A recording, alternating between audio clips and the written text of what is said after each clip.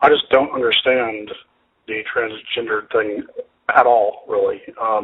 This doesn't make any sense to me. How somebody could want to be something that they don't have any way of really relating to whatsoever, as far as actually. A friend of mine tried to explain it to me by saying that they envision themselves as wanting to be in another body, which I can kind of relate to, but it just boggles the mind to me. I just don't understand. Like, how do people, say that they feel like they should be a woman? I mean, how would you know what that would even feel like? I mean, what does that even mean? To somebody who's only experienced being one gender, I don't understand. I'm perplexed by it. It just dumbfounds me. So that's a perfectly good example of a very rudimentary question that still deserves to be answered. And I think I can do it in a way that will really sort of resonate with people interested in politics, who pay attention, to politics, but not necessarily gender issues. So as with so many issues in politics, there is the trouble with confusing correlation with causation. When two things happen, it's really easy to look at it and say, look, this thing happened and then this other thing happened. That must be why. Thing A happened, then thing B, therefore it's because of thing A. But that's not true. That's correlation. It does not prove causation. And it's the source of a huge amount of confusion all the time. Now, when it comes to gender, a lot of people assume, and there is no reason why you would not assume this unless you are confronted with an alternative theory and evidence, which there is.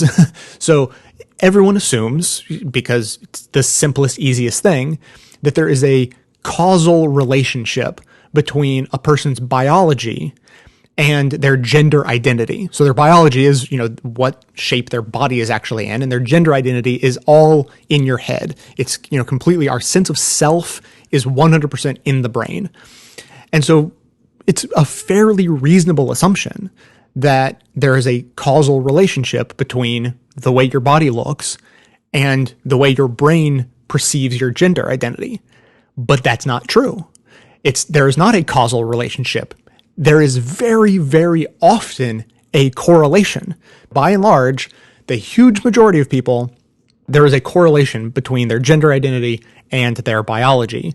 But it just so happens that they correlate, but that's not actually the cause. So this person asks, how can you feel like you are something that you've never been? Sort of assumes that in order to be a woman, if you were born with male biology, in order to be a woman, you need to physically be a woman, but that's not true, because that correlation is not causation.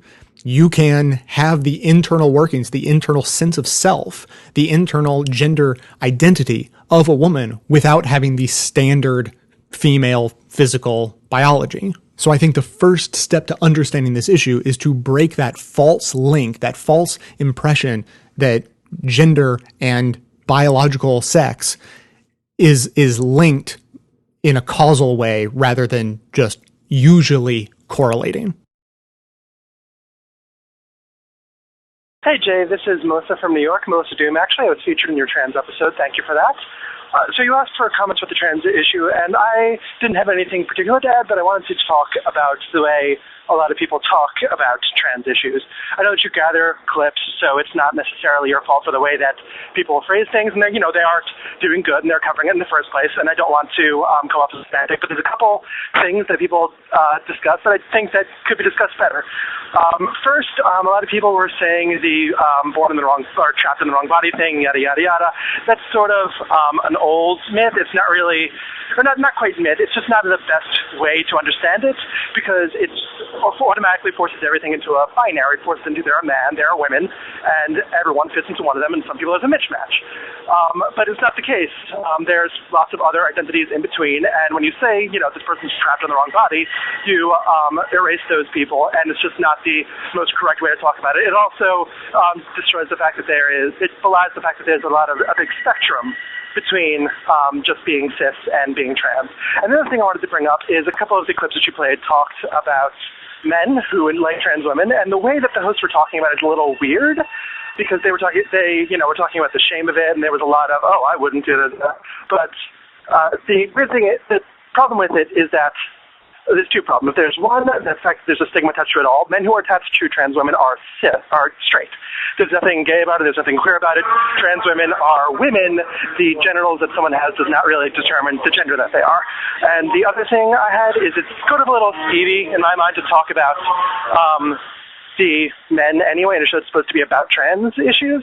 I know that it was covered because it was just one other perspective, and it's good that this stuff came out in the first place.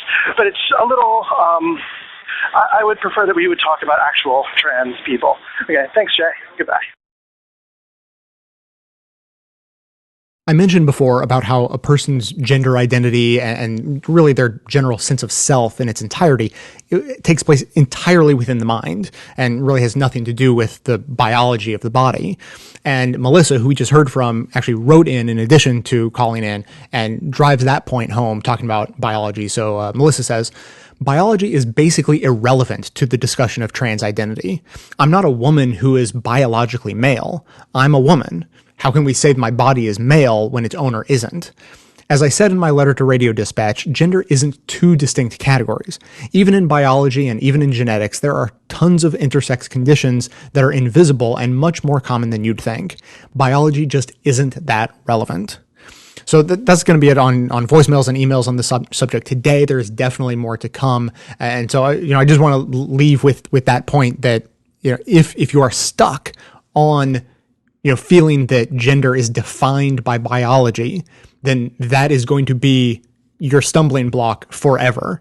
And so if you have thought that your entire life, it's going to feel like an inconvenience to sort of unseat that way of thinking and exchange it for something new.